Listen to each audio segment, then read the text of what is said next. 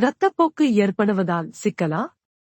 தாம்பத்திய உறவுக்கு பிறகு இரத்தப்போக்கு ஏற்படுவது மருத்துவ மொழியில் போஸ்ட்கார்ட்டல் ப்ளீடிங் என்று அழைக்கப்படுகிறது. இது பயத்தை உண்டு செய்தாலும் பொதுவானது. மாதவிடாய் கால வயதுடைய பெண்களில் 9% வரை இது பாதிக்கிறது. கவலைப்படும் அளவிற்கு பெரிதான ஒன்று இல்லை என்றாலும், இது தொடரும் பட்சத்தில் இது ஒரு தொற்று நோயாக மாறலாம். கர்ப்பப்பை புற்றுநோயின் அறிகுறியாகவும் இருக்கலாம்.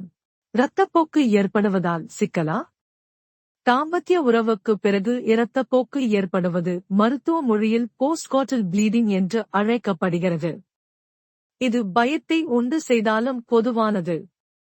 மாதவிடாய் கால வயதுடைய பெண்களில் 9% வரை இது பாதிக்கிறது. கவலைப்படும் அளவிற்கு பெரிதான ஒன்று இல்லை என்றாலும், இது தொடரும் பட்சத்தில் இது ஒரு தொற்று நோயாக மாறலாம். கர்ப்பப்பை புற்றுநோயின் அறிகுறியாகவும் இருக்கலாம்.